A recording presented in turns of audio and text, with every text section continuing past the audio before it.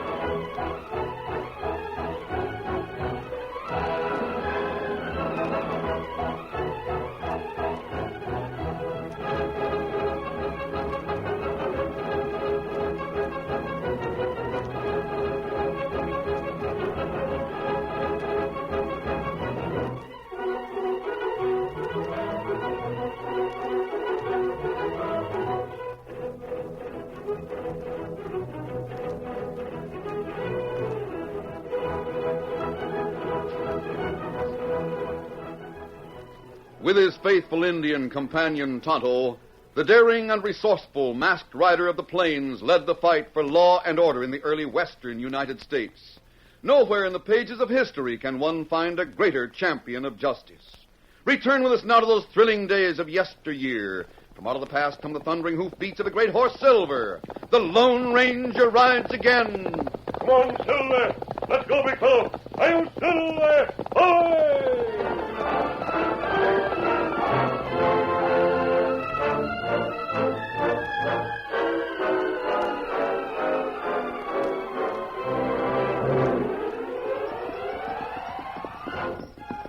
The Lone Ranger and his Indian companion Tonto rode the trail southward from Frontier Town. The masked man had carefully disguised his features to resemble a cowpoke, though he still wore his mask. It was late afternoon when they were approaching the small town of Stockton. We made camp just outside of Stockton, Tonto. Kimasabi, me not savvy why you wear disguise under mask. You not say. Sheriff Taylor said this mission was quite dangerous, Tonto. The men we're hunting are extremely clever. I decided to be ready for any emergency, so I put on this disguise. Oh, yeah. Me savvy now. Good. You go into town to talk to Sheriff tonight, maybe? Yes, the sooner the better. His message to Sheriff Taylor of Frontier Town, the Stockton sheriff, said the whole territory was terrorized by an outlaw band. He and his men haven't been able to track them down. No, that's not good. You think maybe if we go to... Look, Tonto, down there in the valley. Outlaws hold up stagecoach. Yes, draw your guns. Come on, Silver. Come on, scout. 3 of them, Tonto. Use your guns.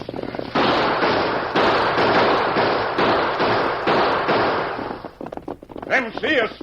Them swing away from stage, ride the hills. You keep on to the stage, Tonto. I'm going after them. Come on, Silver. Leaving Tonto's side, the Lone Ranger turned off and headed after the retreating outlaws, one of whom was riding a short distance behind the other two.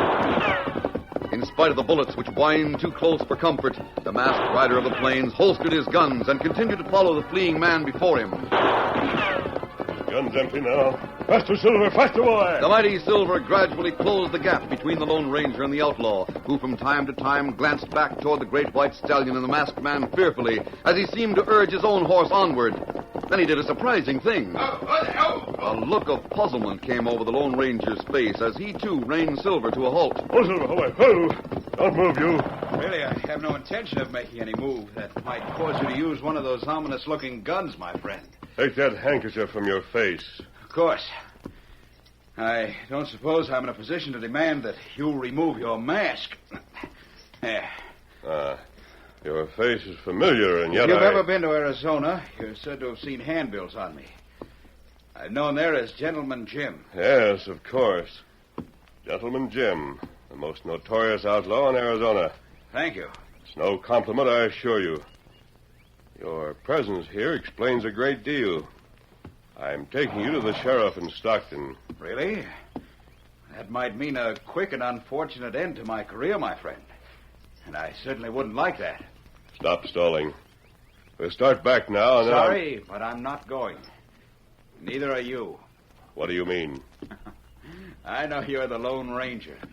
I know why you were coming here. Well? I planned this, mister. Planned it? That's right. Rather ingenious of me, don't you think? I could gun you down right now But if I... You wouldn't. And if you did, my men who are among the boulders practically surrounding us would fill you with lead. Close in, men. You see? Yes, I do see.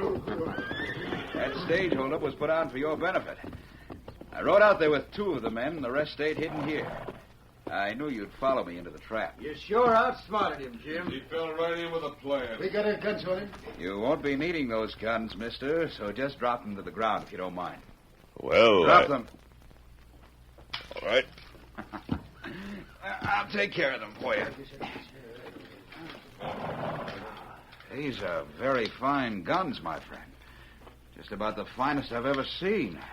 Easy. Now we'll take you with us to our camp. All right. I notice you're very complacent about the whole thing. But if you're thinking that your Indian companion will get the sheriff and trail us, you're mistaken. You see, he also has been taken into custody. Tonto? But he went after the stagecoach. Of course. He could... But that stagecoach belongs to us. It's what one might call a stage prop, if I may coin a pun. Very clever, isn't it? I don't quite understand. We knew when you left Frontier Town and had you followed. We, shall I say, borrowed that stagecoach a few weeks ago. It has come in handy in many ways.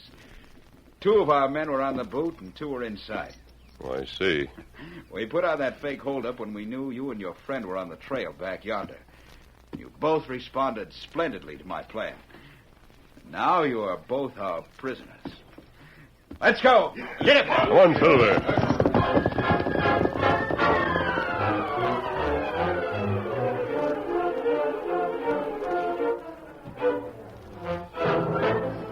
That night, the sheriff in Stockton had an unexpected visitor. Howdy, Sheriff. Well. Sheriff Taylor from Frontier Town. How are you, Sheriff? What brought you here? Well, after the masked man and the Indian set out for Stockton, I got to thinking I'd like to come down here. And I can help them and you round up that outlaw gang you sent me word about, Jake. Reckon I don't savvy what you're talking about, Taylor. What's that about a masked man and an Indian? The man with the silver bullets. Lone Ranger. You don't mean to say they didn't ride into Stockton this afternoon? Maybe they did, but I haven't seen anything of them. But they was coming right straight to your office with a note from me. They left Frontier Town just a few hours before I did. Funny they haven't come here then. Yeah, it is funny, Jake. Let's go over to the cafe and find out if anyone's seen anything of them. All right, let's go.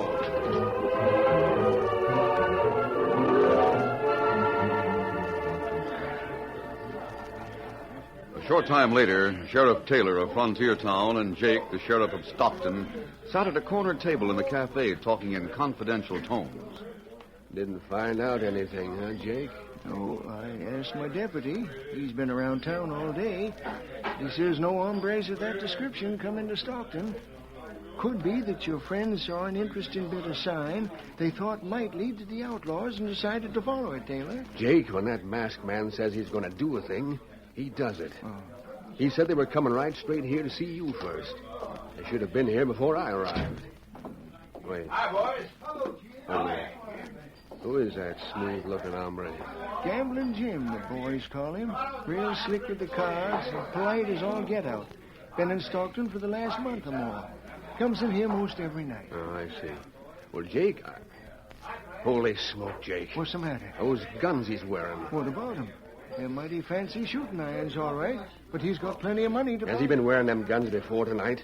Do you remember? I didn't notice, Taylor, to tell the truth. You would have noticed if he had been wearing them. Yeah, I'd know those guns anywheres. Now, see here. Guns like that can be had by anybody who's got the money to buy them. That's where you're wrong. Those are special guns. There's no others like them in the whole territory. What are you getting at? I'd be willing to swear those are the Lone Ranger's special guns, Sheriff. The Lone Rangers? Say, maybe I better go ask No, him. no, no. Sit down. But if he's... Wait. Something mighty funny about all this. We'll sit tight till we can learn more. Anybody seen the express agent around? Well, he was here a while ago. Yeah, he just went back to the office. That's right. Left before you came in. Thanks very much. I'll go over and see if he's there. Come on, Jake. You and me's gonna tag along. Maybe if we keep our eyes and ears open, we can find out something. Come on.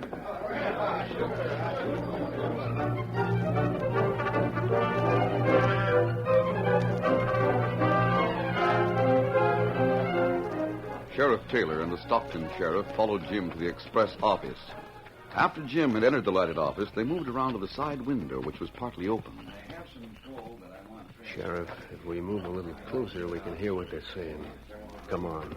I'm shipping the gold on the afternoon stage tomorrow to my bank and papers. The stage leaves at 1 o'clock tomorrow. Listen. I'll have the gold here in the morning. There's one thing more. I understand that after I get a receipt from you, the Wells Fargo is responsible for the shipment. Is that right? Yeah, that's right, it. sir. Just in the past year, they made arrangements with an insurance company to cover any lost shipments. Good. I was worried since I've heard so much about the outlaw gang in this vicinity. Well, 2 guards will be riding the stage along with the driver. We're not taking any chances these days. How big is the shipment? 20,000 in gold. 20,000. That's what I've won from the boys here in the past month. You gotta hand it to you, Gambling Jim. You sure can play cards. Get your gold here plenty early for me to fix the papers. All right. See you in the morning. Good night. Good night, sir. We heard enough, Jake. Yeah. Come on. We'll go back to the cafe by the back way. Well, there's nothing wrong about shipping gold by express as far as I can see, Taylor. That's right, there isn't. But I haven't forgot about those guns Gambling Jim is carrying. When we get back to the cafe, you and me will make a few plans.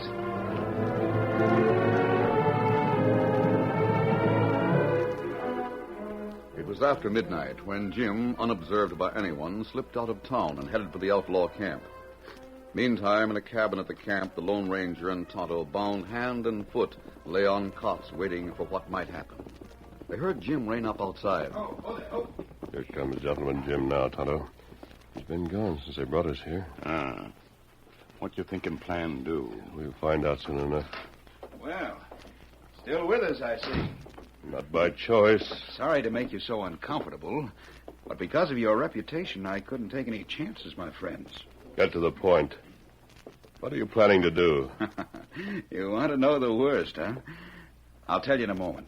But first, now that I have time to gloat, as you might say, I want to take off your mask and get a look at you. Oh, Satisfied? no. Disappointed. That could be the face of most any nondescript cowpoke. I'll put your mask on again. There you are. Thanks. Now as to my plans. I'm shipping $20,000 on the express stage tomorrow. The express company takes responsibility for its delivery. Well, Very simple, my friend. 3 of my men will ride the boot of the stagecoach we own. go on. The others will follow at some distance on horseback. Inside the coach, I will sit with you and the Indian. Both bound, of course. We'll ride the incoming trail. I get it. The regular stage will think they're meeting the incoming express stage. Right. They won't expect anything until we're about to pass them. Then we'll take over, get back my gold shipment, and then I'll put in a claim to the express company to pay off the loss of an indignant customer. Quite a clever plan. Exactly. And as for you two, I'm sorry to say I shall be forced to kill you both with your own guns. And we'll put you both in the express stage and send the driver back to town, carrying the news of the holdup and the bodies of an Indian and the Lone Ranger.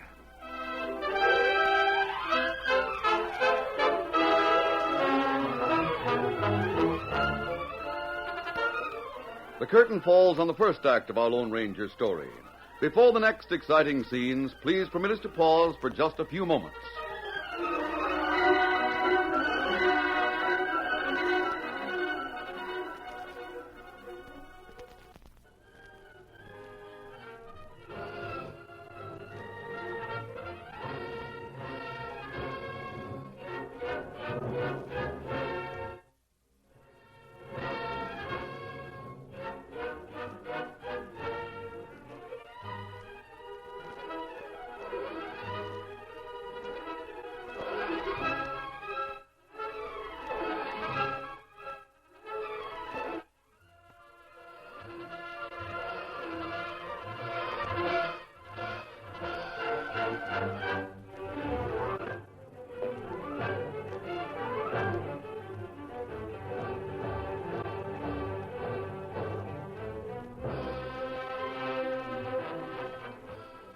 Now to continue our story. After telling Tonto and the Lone Ranger that they were to be killed and sent back to Stockton in the express stage after the holdup, Gentleman Jim left the cabin. For a short period, neither Tonto nor the Lone Ranger spoke. Then they began discussing the situation in low tones. Kimasabi. Yes? It's not good what I'm planning to do. Yes, we're in a tight place, Tonto. I'm trying to think of a way out, but so far... Tonto, did you hear that? Window open. Hear Winnie.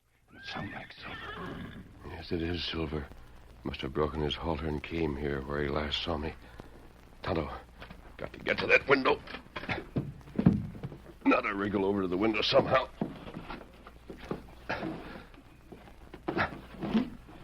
thing them leave lighted candle. Yes. I can get my back against the wall and slide up in front of this window. There. I made it.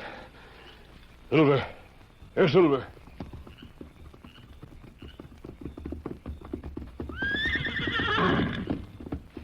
The rope, Silver. Loosen the ropes, fella. Come on, big fella. The ropes. Loosen them. Otto, he's doing it. Easy, Silver. Try once more. There, he did it. Good boy. That's good. Now hurry, Kimasabi. I'll untie my feet. Then I'll untie you, Tonto. There. Now I'll get you free. Now, and what we do, Kimasabi? We'll double up on Silver and make a run for it. They won't be expecting an escape. There, that does it. Your hands are free. Me get cords on feet. There's the white stallion over there by the cabin. Somebody come, Kimasabi. Go away, Silver. Go away. Put the cords back on quickly and lie on the cot. Lie down, Tonto. Put your hands behind you. We do. I got him. Must have known the halter rope. Take him back with the others. Make sure he's tied up this time. All right, boss. Come on, here, you ornery critter. Come, here. Them not coming inside. No, they're taking Silver back to the corral. And what we do now? I have a plan, Kimasabi. We'll stay and go through with Jim's arrangements. Right now, we've got to find a way to tie each other up with slip knots. Yet in a way that will fool them when they put us into their stagecoach in the morning. Gentleman Jim will get a big surprise tomorrow.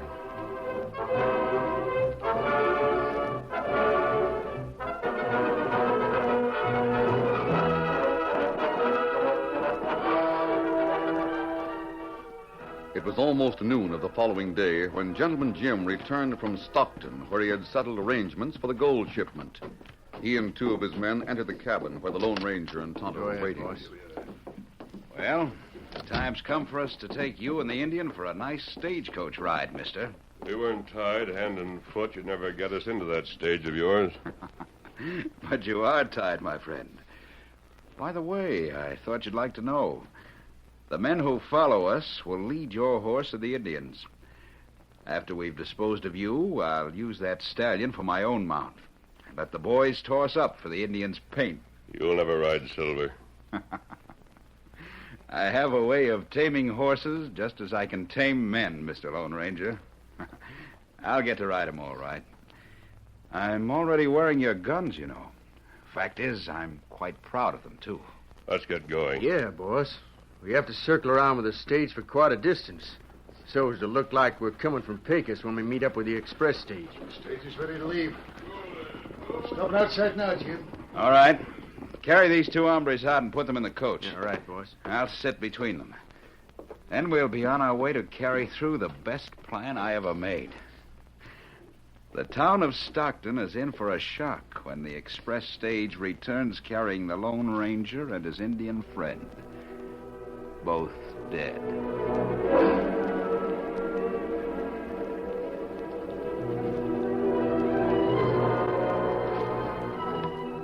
Meantime, in Stockton, Sheriff Taylor of Frontier Town entered the office of the Stockton sheriff. Well, Jake, are you ready to go? Yeah. But I can't for the life of me savvy why you want us to ride in the coach of the express stage. Now, listen, Jake. One big thing I learned from the Lone Ranger in the past is to do what you're not expected to do. Especially when you suspicion somebody and you're out to get him with the goods. But if you think Gambling Jim really is carrying the Lone Ranger's guns, why don't we just take him into custody and make him talk? It'd be my word against his. And if he's been smart enough to get them guns, he'd be smart enough to have the right answers. No, sir. We'll do it my way. Gambling Jim was too set on making sure the express company would be responsible for his shipment of gold. That makes me suspicious all the more. That's why we're riding the express stage. Inside the coach. Come on. Yeah. About ready to leave.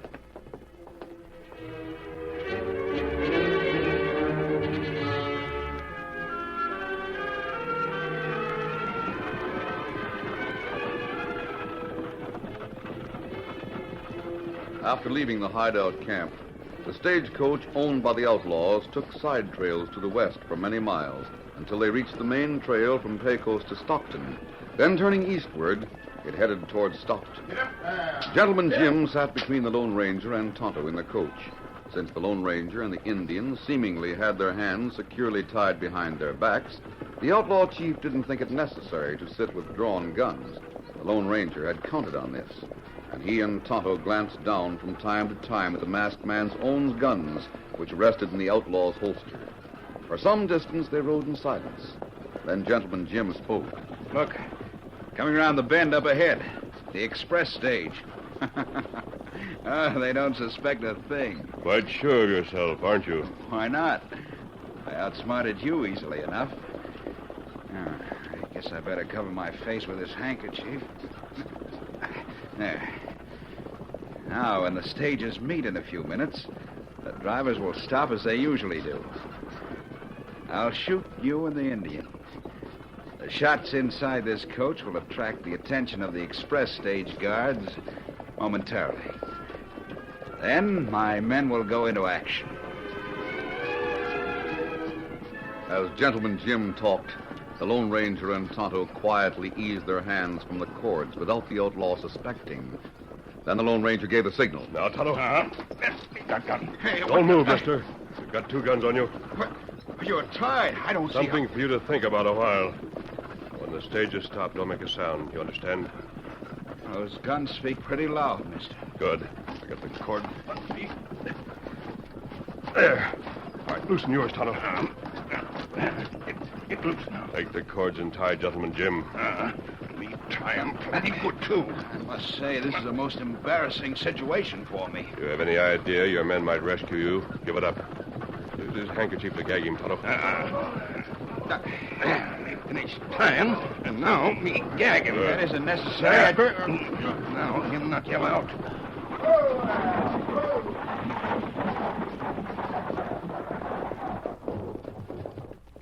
All right, Tonto.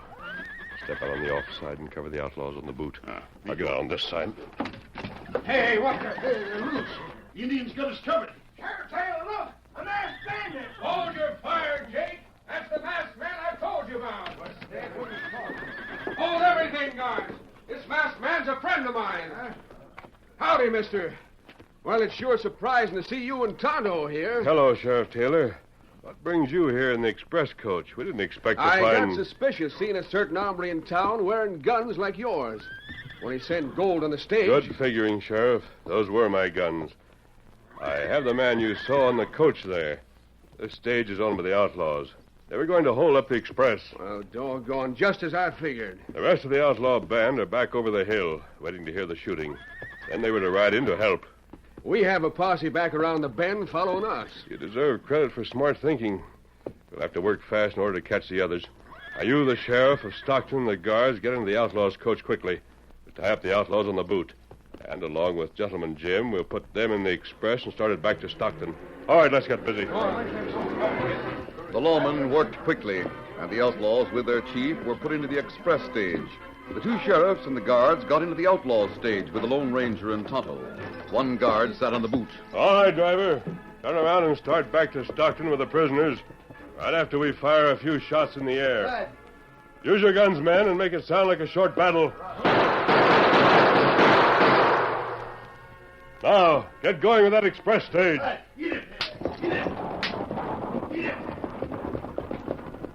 What'll happen now? We'll stay inside this coach. The outlaws on horseback will come riding in, thinking the holdup was successful. It sure is a smart plan. My deputies will bring our posse along, too. Yes, they can help us get the whole outlaw band. Look, Kimasabi. What? Here come outlaws. Yeah, good. I see they're bringing Silver and Scout with them. All right, keep out of sight until they get up to the stagecoach. Hey, Jim, what are you all doing inside the coach? Hey, look at that driver. Hey, that's not one of our men. Gun him down. No, you don't. Don't move, anyone. The mask hombre. Where's the boss? I reckon we can handle him all right. That right. There's a lot of them. They tricked the boss. Use your guns, men, and make a run for it. Go! Hey, let's get out of here. Look down the trail. Looks like a posse. Filled with panic, the outlaws tried to fight their way out of the trap, and for a while bullets flew thick and fast. But with the Lone Ranger and his friends before them and the posse behind them, they were hopelessly beaten, and one after the other they threw down their guns.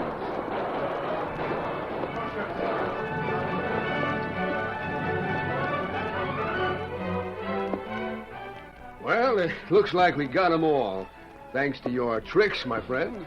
Sheriff Taylor, believe it or not, here's the one who really turned the tables on Gentleman Jim. How about it, Silver, old fella? But how could the horse do anything? I spent a great deal of time and patience training Silver to act in an emergency, Sheriff. He loosened the cords that bound me when I was held captive in the outlaws' camp. Silver, plenty smart horse. Yes, that's right, Tonto. Well, I guess things are under control. Tonto and I'll leave now. Easy. Steady, big fella. Easy, Scout. See you again in Frontier Town, Sheriff Taylor. Adios. Adios. One Silver. Hey, he's sure a smart hombre. I'd sure like to own that horse. Who is that masked man, Sheriff? Well, he's the man that Sheriff Taylor sent over to help round up the outlaws in this territory. And, as you can plainly see, he did it, too. He's the only masked man I ever heard of being on the side of the law. He's the Lone Ranger. The Lone Ranger.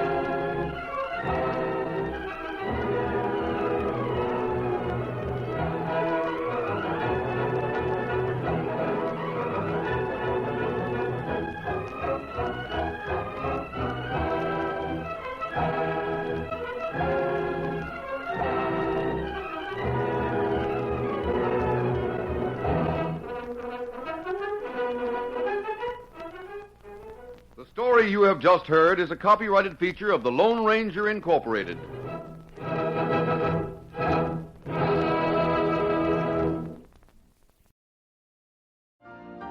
You've been listening to the OTR Gold Network. Find more classic radio at otrgold.com.